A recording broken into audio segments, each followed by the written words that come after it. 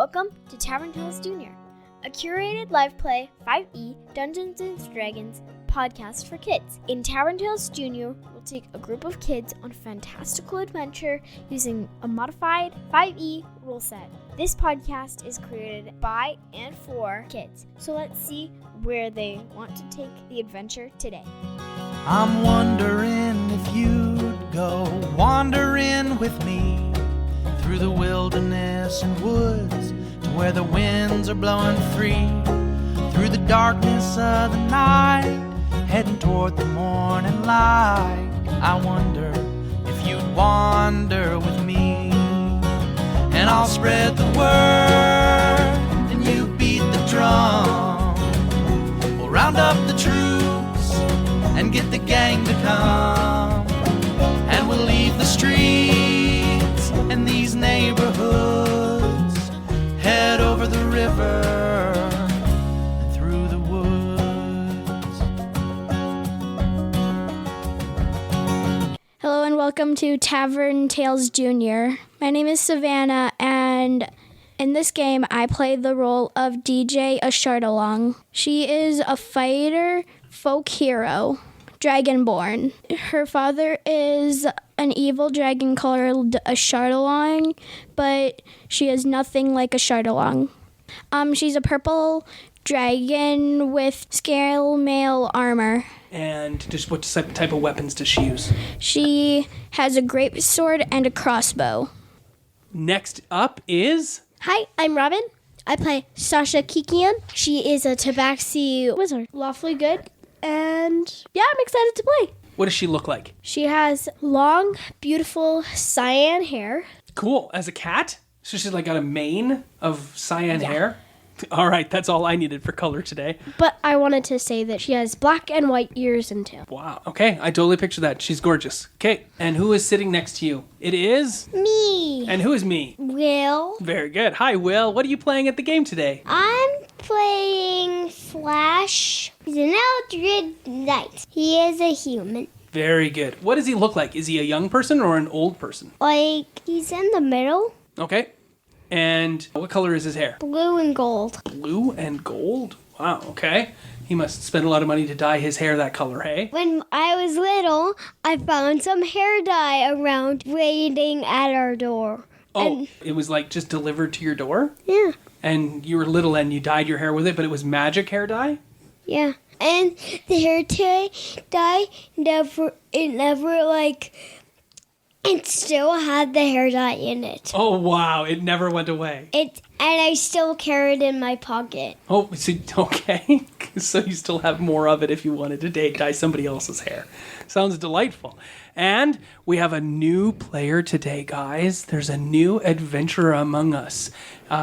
We'll have him introduce himself, but we'll save his character for a moment soon. So, who's sitting next to me? Hi, I am Alex. How old are you, Alex? I am 10. 10. What grade are you in? I am in grade 5. Grade 5, and you're joining us today for the first time. Have you ever played D&D before? No. Are you excited? Yes. Have you rolled lots of dice already? Yes. Were you good at it? Did you get all the practice that you needed? Well, I'm very lucky at dice games. Oh, and like card so you games, don't I need a usually lot get of high practice. rolls. Excellent. Excellent. So, going from there, has DJ picked out some dice? Mm-hmm. They're right there, and there's a whole bag of them for you. You got them all? Awesome. Okay. Previously on Tavern Tales Junior, you guys are all part of something called the Lord's Own. Can you tell me what the Lord's Own does? It's a group of people who are adventurers, and they help people as they adventure. Perfect. Yes, that's exactly right. Anybody want to add anything to that for the Lord's Own? They protect and serve the people. Perfect. Yes. And Will, do you have anything to add about the Lord's Own? I wanted to add something into the Lord's Own. Sure. What would you like to add? I wanted to add the last boss is like DJ's dad. Once we're like really powerful and things, like okay. we go and fight a shared one. That's what's going to happen. Where are your characters right now? Do you guys even know? No, I don't. No, you don't, for sure. We'll get to you in a moment. Where are your characters in the world of the imagination? They're in this magical cave Yeah. place where after it went in, it closed, and now they're gonna go try and find a way out. And what was it called? Does anybody remember what the location is called? It's called the... Underdark. Are you in the Underdark? Yes. All right. Cool. Okay. So you're down in the darkness and you're trying to find your way to a specific city. How do you get out? Do you guys know how to get out? We need to find this, like, I forget what it's called. You need to find a city. The city's called Menzoberranzan. Who told you about this city? A kobold we captured. And the kobold we captured was very old, and we also went down there to try and rescue this little halfling boy's family. Right. And you rescued the family. Do you remember their names at all? What's the kid's name? Lucas? That was the boy's name, and he sent you down to rescue his dad, who you guys don't know his name, is just his dad, and Arabella. Right? Yes. Yep. Okay. So, you guys are in the Underdark. You've rescued the dad and the daughter. You've left the kobold. He was all bound up and gagged, remember? And you left him a knife just outside of reach so he could get himself free later on, but it would take a while. And you guys have journeyed now down this cavern with the dad, who's just a farmer guy, and his daughter, Arabella. And you're walking down the path in the Underdark with your torches and your lights. And you're descending now down a path to a direction you don't know. Nobody knows where you are. You don't know what's going on. And you're just trying to find your way out of this place to bring this dad and his son back to Thundertree, right? You mean the dad and his daughter? Right. The dad and his daughter back to Thundertree. Very good. Also, just as a side note, you asked for that one skill to be a proficient skill. What skill was that? Nature. Nature, and I believe that based on your character's background, because we didn't pick backgrounds, you can take that as a proficient skill. And we'll fix those for everybody else later. Okay? We'll get more proficient skills based on backgrounds that your characters come up with later on. Okay, Christopher is a dark elf, right? Yep. But he lived in the sunshine and in the light for quite some time in a city called Fairhaven. And he went to school there. What school did he go to? Where did he learn his skills? The Thieves' Academy. He went to the Thieves' Academy and he learned all of the tricks of the trade in order to be a rogue in the world of Faerun. And as a rogue in the world of Faerun, Christopher the Dark Elf was largely not liked because the Dark Elf race is considered sneaky and devious. So it makes it very, very good for you to study and practice being a rogue. When you were done school, you were given an opportunity to serve in an organization called the Lord's Own. And of course, Christopher accepted this offer to join the Lord's Own because it paid him good money and gave him good opportunity to do things, right? Yep. So as a member of the Lord's Own, you get this really cool long cloak that has the symbol of the Lord's Own on it. Someone can show that symbol to Alex if you'd like to, so he knows what it looks like.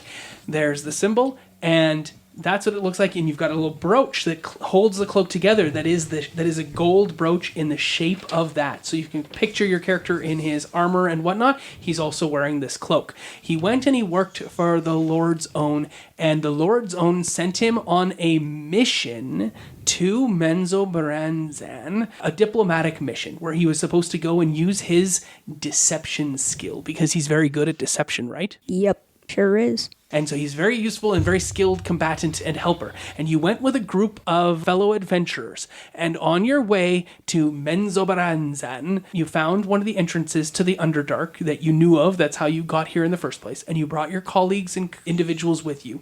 One of them is an unnamed placeholder sort of individual. We don't know what race she or he is. We don't know what class she or he is. They would normally sit right there, but they're not here today, and that's because that person couldn't make the game. So we do have one more player we're going to add to the game, but Grace, who is the player, couldn't make it today, so we're going to leave a hole in Alex's character's party to fill that up for her. You're on your way to Menzoberranzan, and you're walking with your friend to get there, okay? Yep. Perfect. Now, The rest of the party, they have one other individual in the group. It's the three of you, or is there a fourth? There's Georgington. Who is the fourth? Who is Georgington? Georgington is a paladin. I don't know his god, but he's a paladin. Yeah, he worships Paylor. You guys know a little bit about how he talks. How does he talk? Can I try to replicate his voice? I will heal them with my healing hands spell. That's close. Do you want to try, Robin? I will heal everyone with Paylor's magic. That's close enough. Yeah, we'll get to Georgington's voice when we get there. So the four of you are walking down this path, and the path suddenly opens to a giant chasm. It is a dark path that's only about 10 feet wide, so it's tighter across than the room we're in, and it only is about 10 feet tall, so it's a little lower than the room we're in, and it's very dark. The only light you have is your continual flame lights and your torches that Sasha has cast and has on her. So you are walking along, and you reach a point of no return. The path opens up around you, like suddenly widens way out, but it also widens down and it widens up, and the down stretches like a huge cliff down to dark. This thing widens out, and there is a path, sort of, because the path in front of you, I can almost not even call it a path. It only stretches 5 feet up, as though it was a bridge, and then crumbles into nothing. The rest of this bridge, which spans 60 feet across to an opening on the other side, and there's nothing around you. It stretches to the left and to the right, all the way in darkness. You can't see anything beyond there, and it goes down to depths you can't even see beyond. And the bridge seems to have crumbled and broken and fallen away. Is it basically the size of our field at our school? Sure, yeah, you can picture that. It's a little bit less. It's like from here to that group of trees that are over there. So about that far is the path. It's gone.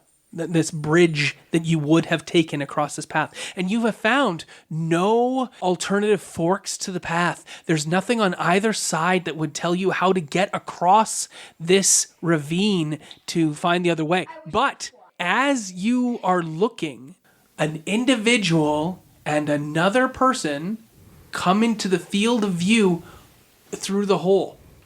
So you're descending, Christopher. You're descending down a circular pathway, and you finally come out. And when you come out of the circular pathway, there's an opening on one side and an opening on the other. And the opening on the right, you can see across an expanse that is 60 feet away, a huge distance away, 3 times the length of this room, so far away that you can see a lot of glowing light and some figures. Make a perception check for me. All of you. So when I say make a perception check, I mean everybody needs to roll a 20-sided die. Is this a 20-sided die? Yes, it is. 16. 3. You have advantage on the check, so that means you get to roll 2 20-sided dice. I got a 13. Oh, so I get to roll 20. What? A natural 20? Woohoo!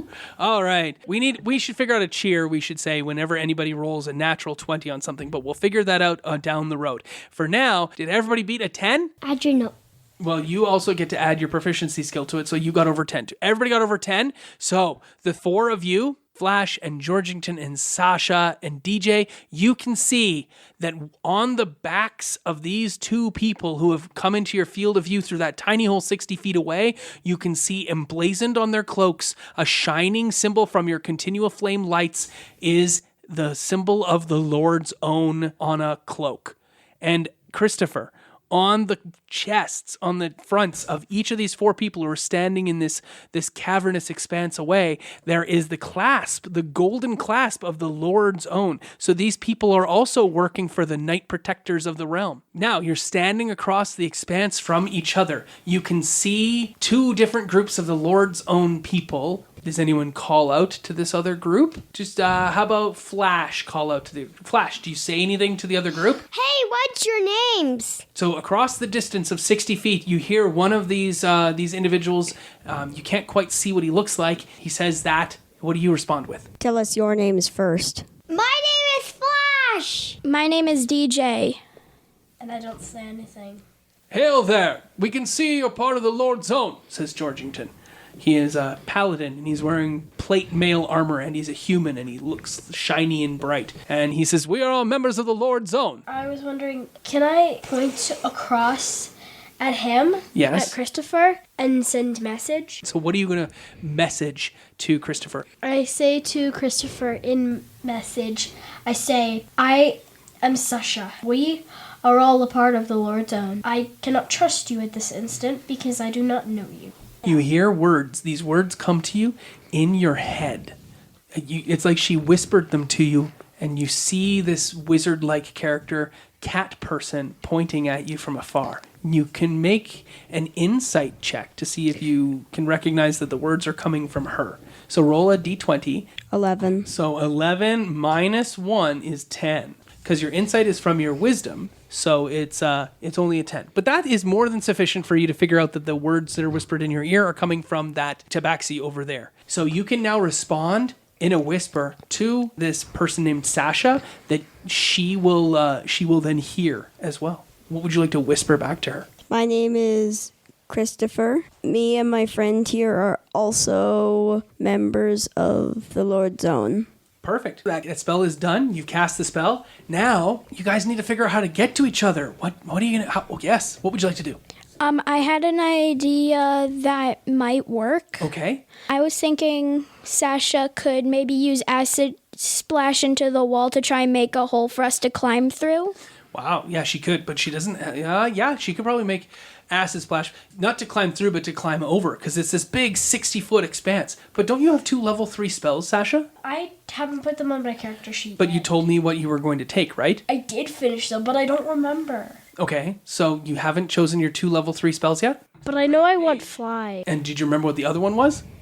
The list is right there. You can have a look. You only get 1 more 3rd level spell, so you can just grab the book there. Pick it up. That's fine. Pick it up. Have a look at it. Once you figure it out, you tell me. All right, so you have the spell Fly, and you can cast it twice. And it does not have to be cast upon you. You can cast it on other people. And those other people can pick up the things that they want to carry with them when they fly. And they can fly carrying those people with them. So you might be able to transport the whole party over to Christopher on his side. Would you like to cast the Fly spell? Yes, I would like to cast that spell. I'm going to cast fly, and I'm going to cast it... Wait, who's the strongest? What's your strength, Flash? 6.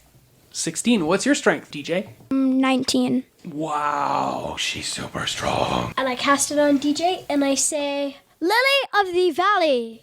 Lily of the Valley is the words of the spell. That's awesome. Really good color. Okay. Do you cast a spell upon Flash as well? I didn't hear what his strength was. It's a 16. Okay, that's pretty good. Lily of the Valley. And I just carried 2 people. What? Oh my gosh. Well, He he slings, tries to carry 2 people, but he slings the daughter on his oh, back. right. The daughter and the dad. So you guys are going to have to... The spell lasts for quite some time. Actually, you don't need to cast it twice in second thought. You could just... It lasts for about an hour, doesn't it, if you read the description of the spell? So you could just cast it on DJ, and DJ could ferry the people across to Christopher. DJ, do you mind if you like... Basically, I'm going to need you to ferry across the people. Like, take the dad first, take the kid next. Is that okay with you? Yeah, that's fine by me. Okay. Perfect. Okay, so Sasha, then who do you take very, very first? DJ, do you take first Sasha or Flash or Georgington or the dad or the daughter? Who goes across to Christopher first? I'd say Sasha, so someone we know can make sure the dad and the daughter get there safely. Perfect. Yeah, okay, so you grab Sasha, and does she climb onto your back or do you hold her in your arms? She climbs onto my back. All right, she climbs onto your back. I'm actually standing on her shoulders, and I'm like, Yeah. Really? Okay. Make a very easy dexterity check, acrobatics check to not fall off doing this amazing stunt on DJ's shoulders as she flies you across. Because I don't have Now, acrobatics DJ, in my has your face. character ever flown before? No. So how does she feel about She's kinda flying lost. through the sky? It feels different, but have you ever done it before? I've done it before. So once I was playing on a cliff by myself. Yeah. And I fell, and I had just learned to fly. Oh, you're so lucky. And I had just learned to fly, and I was like, Lily of the Valley, Lily of the Valley, Lily of the Valley! And I just flew right up onto the edge. And I Wow. was like, And you didn't what die. the? And then I jumped off the cliff, Yeah. and you just I said, just flew. And I basically spent the whole day flying. that's awesome. was Really really good fun. story. Okay, so you have the ability to fly for the next hour. Do you do some twirls and some loop-de-loops? I'm just mainly hoping in that hour I'll be able to get everybody over to Christopher. Even you? Well, she would, of course, be able to fly back and forth. She'll get there, too. So I need that acrobatics check from a very, very precocious Sasha who's standing on DJ's I always land on shoulders. my feet, though. That's true. You're a tabaxi. 17. That is more than sufficient to Woohoo! do a weird, awesome surfing DJ as she flies across. And I change position too. So I stand on her shoulders, Yeah. and so I go up and down, up and down. And do up you and switch down. to gnarly side and whatnot? Okay, perfect. I love it. You fly over and you land next to Christopher. Christopher, do you want to describe what your character looks like? So do I also say race? Sure, yeah. Tell everybody what your race is and how tall he is and what color his skin is and his eyes. And basically, when people see him, what do they see? So that when people are listening to the podcast, they can see the character in their head. I am a dark elf. My skin is black and I have glowing red eyes. I'm also very tall. Pretty much all you can see through my cloak would be my eyes. Right. And your leather armor, right? Because I think you're Yeah. wearing some leather armor. And is your character really strong? My character is indeed very strong, Yeah, he's got yet big fast. muscles, strong and fast. I have sword. What is sword? It's a short sword. Oh, okay. And what is it? A magic short sword? Yes, And it's called sword because it sorts. the living from the dead. That's awesome. It is the sword. Okay. So DJ, you ferry everyone back and forth. In fact, DJ, it takes you 3 minutes only. You have still 57 minutes of flying that you can do. Is there anything you want to do and explore where the bridge may have gone or anything like that? I want to fly around for a little bit to just try and see what happened to the bridge. Okay, we will do that.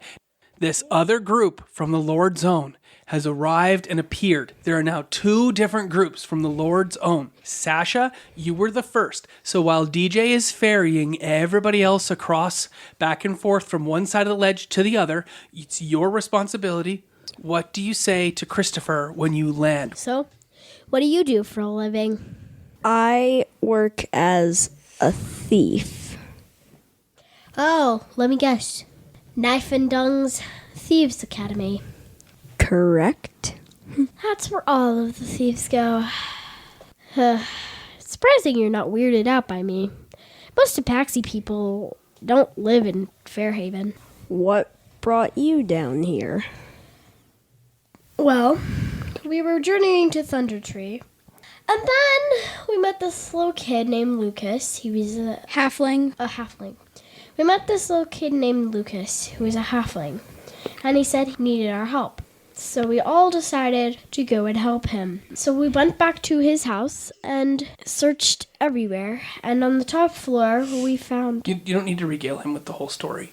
Just to let you know, if you regale him with the whole story, that's going to take up all of the time of this game, and we won't have any time to do anything new. I'll breeze through it. So you breeze through the story, resulting in the last part, which is... Basically, then we found a staircase, went down there, climbed it, and then found an old guy, killed old kobolds, and then, yeah.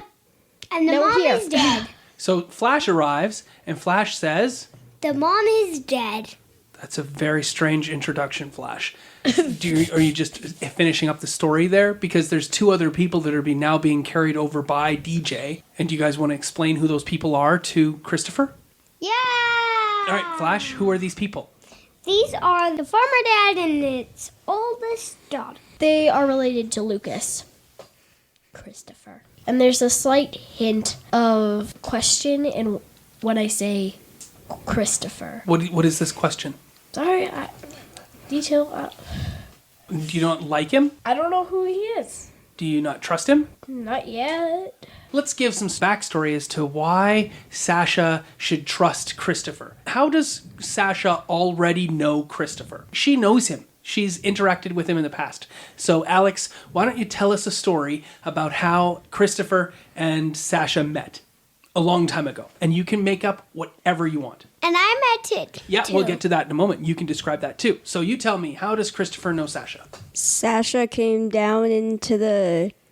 One time Sasha came down into the caverns where I lived. Okay. How about you make it in Fairhaven, where it was when you were going to school? You can make it in Fairhaven. That makes it a little bit easier for everybody. So what's something that happened in Fairhaven? We met on the street when I was leaving school. So you were leaving school one night, and you're walking down the street, and something happened to you on the street. What happened?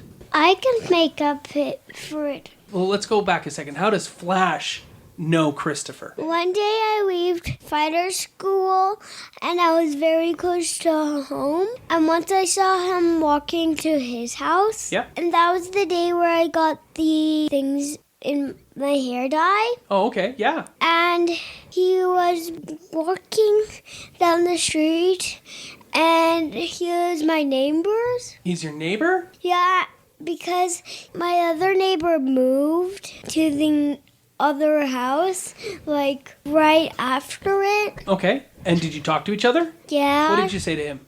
Do you want to be my friend?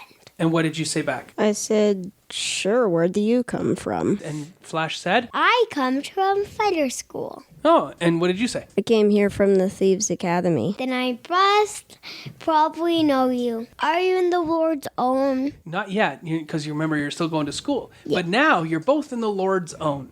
And you're neighbors, and you knew each other, and you guys were sort of friends, hey?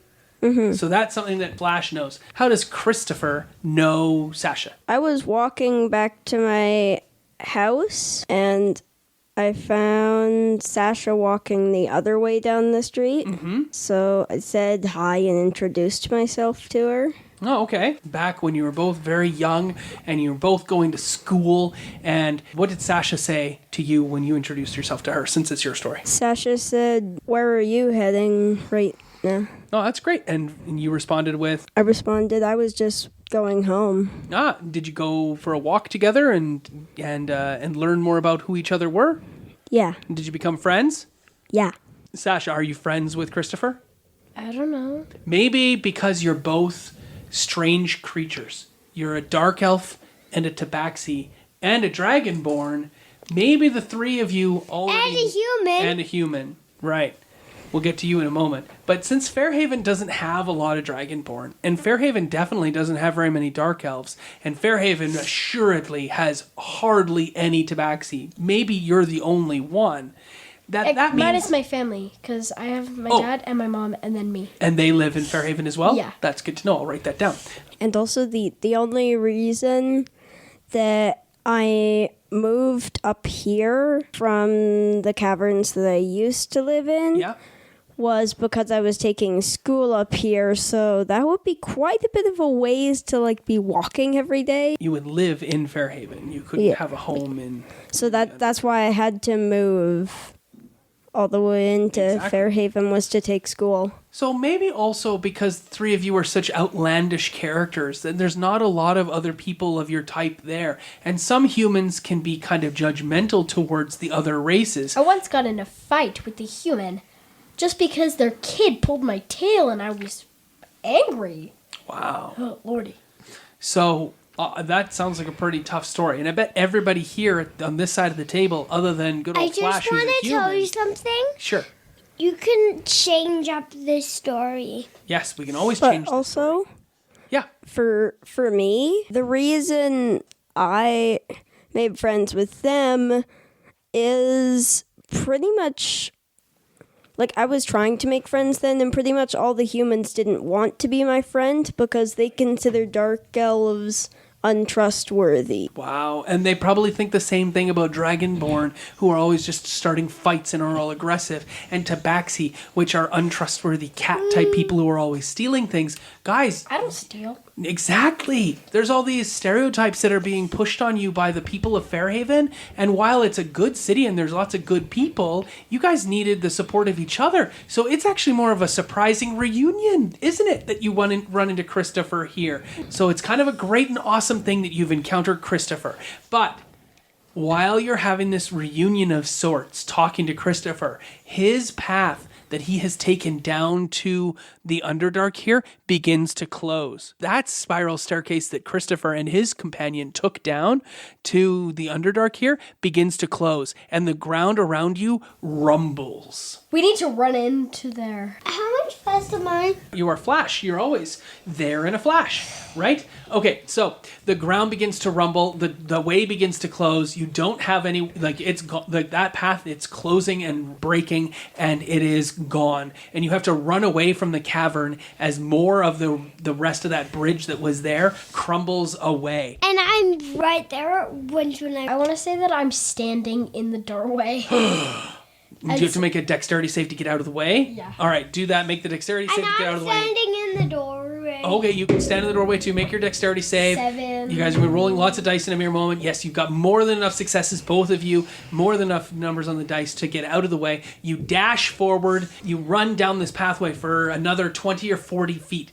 And that only takes like one round to get there because everybody's got a pretty quick movement speed rate. So you all dash and dash away, and it opens up into this larger room size that is about 20 feet wide. So you can imagine it's about as long as this room is wide. So it's about 20 feet wide and about 60 feet long. And there is an entranceway, another way out on the other side. And you can just see some lights way off in the distance through that hole in this cavern, like natural enclosure that you're in. And the walls seep with a little bit of water. So there's like a glisten to the... I'm jumping back and forth. Okay, you're rushing back and forth, trying to make sure that everybody gets there quickly? Yeah. Okay, so the walls glisten with like a watery shine to them, and the roof is pretty high up in this little area of the Underdark that you're in, and the only light that comes is from the continual flame stones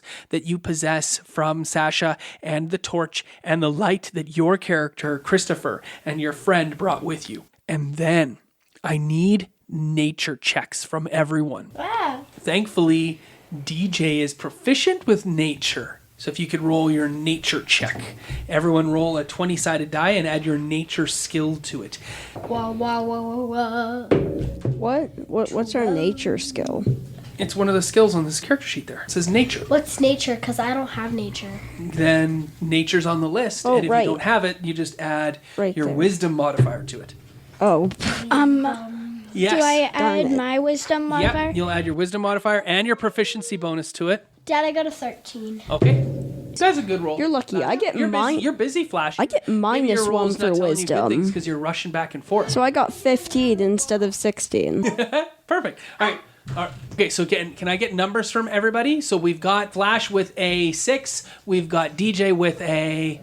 20. We've got Sasha with a... 13. We've got Christopher with a 15. 15. Natural 6. Yeah, a natural 6. And that's perfectly fine because guess what? The rest of the group, they figured it out. So you don't have to worry because you guys know that the glistening of these walls glistens in this way because there are these dark, horrible monstrosities called Umber Hulks that lurk behind them. They are large creatures that walk on 2 legs, that have 2 arms and these giant snapping mandibles like bugs, and they've got a thick chitinous skin that has this kind of watery sheen to it, and their eyes have this multifaceted multifaceted crystalline colors that sparkle in the light. And if you look at an Umber Hulk, you have to make a save because its eyes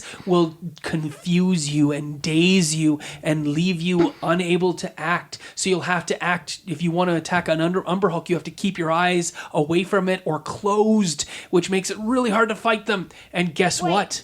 2 of them come out of the walls upon you. They would have surprised you, but because all of you managed to get such a good rolls on your nature checks, you know that these sorts of things happen in the Underdark, and these Umber Hulks step out to eat you and attack. I need initiative rolls from everyone. Can Alex defeat it? You all will need your skills together to defeat the Umber Hulks. Turn.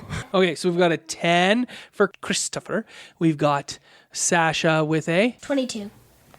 Wow. We've got DJ with a 12. and we've got Flash with a 10. good job, Flash. Georgington got a natural 20. All right, and then the Umber Hulks that they are attacking, Umber Hulk 1, Umber Hulk 2, got an 8. These Umber Hulks are going to go last as they shamble out of their watery, stony confines as they move through the stones to come towards you. So when we do combat, I will tell the person who's going to be acting, and then I will also say who's going to be acting after them, and that person has to decide what they do, okay? So you're in a big room, and you've come in through the one door, and the 2 Umber Hulks have come out. Now the door on the other side, the Umber Hulks are too big to get through it. If you want to run away, you can go that way, all right? So that's a good choice to have if you need I'm going to use also, my striking sword. okay, when it's your turn, we'll get there. And also, I just want to point out, DJ, you're still flying. And the room is 60 feet up, so there's lots of opportunity for you to fly up high so the Umber Hulks can't reach you. But if you look at the Umber Hulks, what happens? You have to make a save against being confused. All right. Can we wear a mask? You could block your eyes from being able to see and you'd have to track it. But first up is Sasha, followed by Georgington, followed by DJ. Okay? All right, here we go. What would you like to do, Sasha?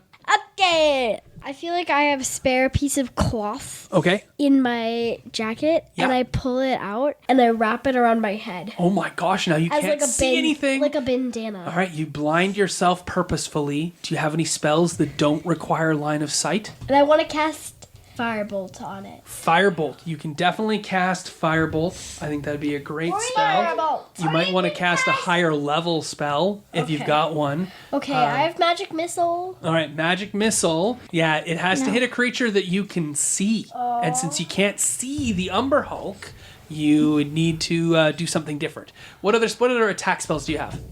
I have Witch Bolt, but that's level 2. Witch Bolt. I have Chromatic Orb. Okay, so you can cast Chromatic Orb, but you would have disadvantage on your attack roll to hit it. Do you want to do that? Yeah. All right, so you may cast Chromatic Orb. What kind of damage are you going to do for Chromatic Orb? Thunder. Thunder damage, okay? I love this line. And now you're going to cast the spell. Okay, roll your dice up. Roll 2 20s and take the lower of the 2 rolls. What's the lower roll? I got the same on both dice. Cool, what's the roll? 13. More than enough to hit these creatures. So you do your damage. Do you remember what damage Chromatic Orb does? Did you write it down? So Now I'm roll going to your- say my magic word. Okay. Chromatic.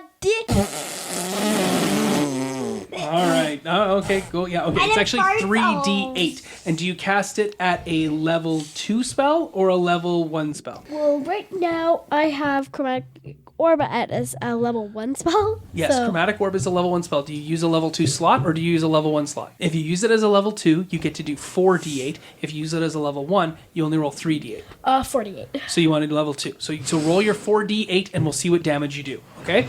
Now, while you're rolling your damage, it is now Georgington's turn. Georgington will charge forward with his mace, blind, with his eyes covered. Here is his strike. Wow, he manages to hit the Umber Hulk. He does 11 points of damage with his mace. Holy moly. Okay, and did you roll your 4d8? Back to the end. Back to the end. 18. 18 damage. All right, so that's you. It's DJ's turn. What are you going to do, DJ? I'm gonna fly above the entrance and then use my great sword above and go like that to them. All right, you're going to try to, while you're flying, hit the Umber Hulk with your great sword. Okay, so that is going to be difficult to do because you don't want to use, you don't want to look at it, right? Are you gonna look at the Umber Hulk and have to make the save to not be confused, or are you going to cover your eyes and then have disadvantage on the strike? I'll cover my eyes. All right, cover your eyes. Roll 2d20 and tell me what the lower one is. Wow, you rolled them very far away. The lower one is a 9, right? I think? A 9 and an 18. A 9. I only ever care about the lower one when you have disadvantaged. So 9 is not enough with your huge plus to hit. So What about the attack damage for my great sword, the +7? you're only +7, right? And so that adds up to 16, and 16 is not enough. It bounces harmlessly off the chitinous hide of the Umber Hulk. You missed with that first strike because you're blind. You can't find the best way to hit it. You got to figure out something better to do to try to attack it. That was DJ's turn. DJ, I believe you get a second attack though, so roll again, and you have disadvantage on this one as well. Both of them? And that's a 3. That's even worse. Yeah, maybe you need to try to save against that confusion or have any success to hit this thing. Okay, That was DJ's turn and is now Christopher's turn. Christopher, what are you going to do? I'm going to cover my eyes. Cover your eyes quickly. And use sword. Try to hit it with sword. Perfect. So you close your eyes, you rush forward with your closed eyes. You need to roll, and you use sword, so you need to roll 2d20 and take the lower roll, and you're going to add +8 to that, okay? Wow, you rolled really well on both. We don't get to count the natural 20 because you're disadvantaged, but the 16 is more than enough to hit the creature. And you're going to count this as a sneak attack too, right? Mm-hmm. So this is a sneak attack. So you get to roll 4d6 damage. So you're going to need 2 more d6s here. I'll give those to you. And you can roll all of those and add them all up and then add the extra damage you get to do for your character's super high and awesome dexterity. What? So this plus all these? None of that doesn't... So the roll of the strike doesn't matter anymore. Oh, now so that it's you've hit, just you're going to roll all your of 4d6 these. damage and add all of that up. Yeah, roll the damage. 12. Plus 5 is 17 because of your awesomeness. So 17 points of damage. That's pretty amazing. But it's that's what rogues do. They are the sneak attack. So can you describe what your character does for everybody so the viewers at home and everybody at the table sees the coolness of your strike? The sneak attack is a very useful thing. What I do is while they're distracted with my teammates, I can sneak up on them, find a weakness, and hit them right in that weakness. Where's the weakness? What weakness did you hit on this creature? I hit the joint between like its shin armor. Oh, okay. And That's then awesome. I hit the knee joint That on it. upper knee joint? Yeah. You catch right into that upper knee joint and you stab sword in there gruesomely, and all this thick Umber Hulk blood. What color is the blood, Savannah? I'm going to say blue. This thick blue ichor, which is like a thick kind of blood, begins to drip out from it, pouring, and then it pours out, and then it's this torrent of blood comes pouring down the outside of its leg, and it lets out this horrible howl of pain. Will, what's that howl of pain sound like? Okay, it goes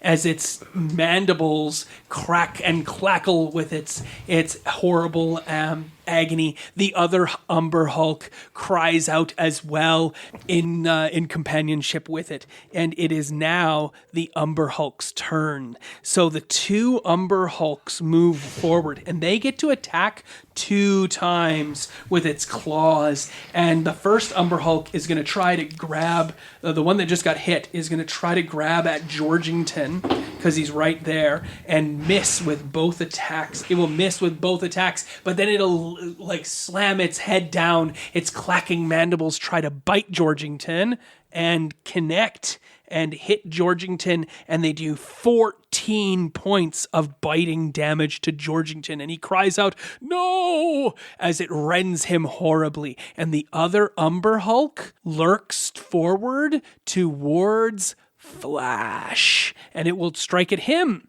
Well, I'm not fly up. It will hit you once, doing 9 damage, and then it will hit you again with its teeth Flash has been rended twice brutally and horribly by this Umber Hulk, and you realize that you're not really protecting the farmer and his daughter who are standing there, and the Umber Hulks could easily turn their attentions on them and they would die with these brutal strikes that they're casting. So they do 23 points of damage to Flash. So I move back and Okay, hold on. It is Flash's turn. I am gonna use my shocking grasp sword. Shocking grasp sword, yes. And hit the Umber Hulk that everybody's already currently hitting. Yes, I am gonna stab him in the head. What? Okay, you're going to run up one of its legs and try to cut it right into its head. Brilliant. Are you going to look at it, or are you going to close your eyes? I'm gonna close my eyes. Whoa, okay. Close your eyes and use your shocking grasp sword. Now you have to roll 2 d20s because you're disadvantaged. So grab the other one that you have. All right, roll them both, and whatever the lower one is, you tell me, okay? You miss with the first strike. You get another strike, though. So roll again. 13, 1 and an 8. Well, pick up that other one, please. Oh, it's an 18. Okay, so the other one is a 9 plus your others. So that is, that's sufficient to hit for you. You can now roll your damage. So you get to add your shocking grasp damage to the damage of the sword. And shocking grasp, I believe, 2d6 plus 1d8 damage to hit this Umber Hulk. You know what an Umber Hulk is. That is a d8, and you get to roll 2 of the square ones. So roll them up quick as you can. So that was, you can roll these 2. Here you go. All right, now it is Sasha's turn.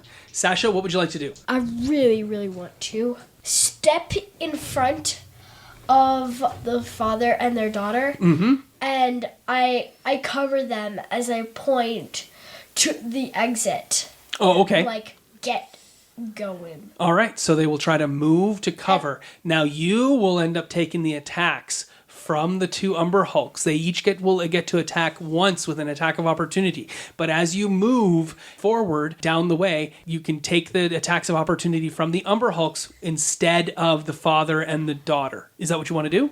Yeah. Okay, so they will get their attacks of opportunity. What else would you like to do on your turn? Because you can do more than just that. What else would you like to do? And I also really want to gouge one of the Umber Hulk's eyes out. With what? I just really want to do it. Okay, with a sword or your claws or what? Or that's just your intent at the end of the day is you want to gouge out one of the eyes to keep it. Okay, so what would you like to do as an attack? I want to use Magic Missile. All right, you're going to have to look at it in order to cast Magic Missile. But I can look at it, but not look at its eyes, right? No. What? Yeah, if you look towards the creature at all, then you have to make a check against the eyes. What? Yeah, and you already bound your eyes, remember? You already covered them, so...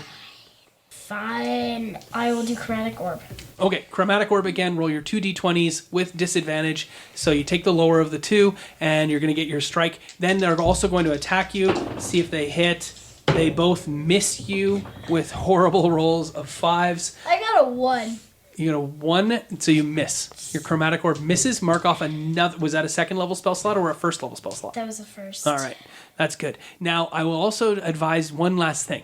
That who tells the farmer and his daughter, the dad and his daughter, what these Umber Hulk's eyes do? Because if you haven't told them, then they will freeze and they won't be able to do anything because they will look at the Umber Hulk's eyes. And I yell at them as they're leaving. I'm like, don't look at the eyes. Cover your eyes as you run. Yeah. Run blindly and I'll direct you. Okay, I will allow that. You did take those 2 strikes from them. They missed. That was the end of your turn. It is now DJ's turn, followed again by Christopher. DJ, what would you like to do? Isn't it Georgington's turn, really? Oh, sorry, you're right. It is Georgington's turn. Georgington's paladin will do his... Okay, guys. Guys. Da da da da da da. Okay, hold on. Guys. Da, da, Guys. Da da da. Do you know Georgington is going to use his paladin's smite attack. He's actually going to take his chances and look at the Umber Hulk, though. So he has to make his save, and the require is... He makes the save very, very handily. He looks the Umber Hulk in the eyes and does his smite attack against the Umber Hulk. He hits with a natural 19. He does his damage, which is 15 total points of damage, and then he gets to do his Paladin Smite attack too, and I don't remember what that does, but it does a sufficient amount of damage as well. The Umber Hulk reels, its face, the chitin that covers its face has been cracked, and its eyes skew sideways, and it reels back, and it is now Christopher's turn to finish the thing off. Finish it off, Christopher. What shall you do? Try to use sword, except this time I want to try to stab it in the crack where its neck is. Oh, you jump up and try to get it in the crack where its neck is. Roll. Are you going to look at it, or are you going to try to do it with your eyes closed again? I'll try to look at it. All right, you need to make a D20 save with your charisma check. So one? One of these one of those 20-sided dice, and you're going to add only 2 to it. So you need to roll a 13 or higher in order to make this check. Okay. You've made 14. the check. Roll a single D20, no disadvantage, as you go for the strike. Go for the kill, Christopher. Oh, he rolls a natural 1 and misses. You jump up, your strike is true, and you miss completely. It just stabs right beside the neck, and you're like, no, sword! And he gets frozen. No, he did not get frozen. Oh, why? Because he made the save. He was good, but he didn't make the hit. That's the unfortunate part of that. So unfortunate. So now it is DJ's turn. So unfortunate. I'm gonna try and use my crossbow to shoot my You're great already sword. within your sword's range. You should use your sword. Okay. Yeah, are you going to look at it, or are you going to try blind? I'm gonna try the save. You're gonna make you have to. What is your advantage? What is your plus to your charisma? What's your charisma, which is at the bottom? Charisma +1. I would not recommend the save. Roll 2d20 and make the disadvantage check. 6. Actually, no. Wait, 7. 7 is the low one. That's a miss. So roll again and see if you do better. 16. Is your lowest? Yeah. Wow, that's definitely a hit. Roll your damage. 2d6 +4. There you go. Roll it up. 2 4s. So what is that total? 12. You're right. 12 points of damage is the attack. It reels back. It cries out again, and halfway through the cry, it collapses and dies. And that is the end of this day's adventure. When you come back the next time, you have another Umber Hulk to face. Da da da da. You're wondering if I go wandering with you, what kind of trouble we'll get ourselves into. Would it be wrong to tag along with a band of vagabonds? You wonder if I'd wander with you. So I'll spread the word and you beat the drum. We'll round up the troops and get the gang to come, and we'll leave the streets in these neighborhoods, head over the river and through the woods. This concludes this episode of Tavern Tales Junior. We'll be back in 1 month with another episode. Our intro and outro music is Through the Woods by the Okie Dokie Brothers. You can find the Okie Dokie Brothers on iTunes at www.okiedokie.org and follow them on Twitter at Okie Dokie Bros. We'd love a review on iTunes, and you can also find us on Twitter at Tavern_Tales. Thanks for listening. If you'd come wandering my way, if you ever get lost or if the trail leads you astray, the music of the pack can always bring you back. I wonder, can we wander away? And I'll spread the word and you beat the drum. We'll round up the troops and get the gang to come, and we'll leave the streets in these neighborhoods, head over the river and through the woods.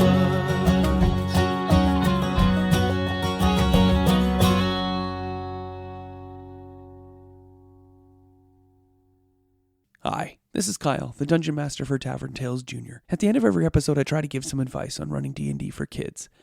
Today's advice is about patience, because if there's one thing that this edited podcast hides is how good kids are at waiting. If an adult asks a kid a question, the kid assumes that the adult already knows the answer. And if the kid just waits long enough, most of the time the adult will eventually be propelled into leading the kids to the answer, or just answering for them. I think one of the biggest reasons kids wait for adults to give them the answer is because they're afraid to fail. It's better to not play than to be wrong. And here's the thing about D&D. There are no wrong choices. Every choice is great because it creates story, but you have to wait. You have to be patient. You have to know that eventually they will say something, and it will be a wonderful thing. Don't lead them. Smile. Wait patiently, but you have to be consistent about it. And if you do, they'll get better at giving you a response.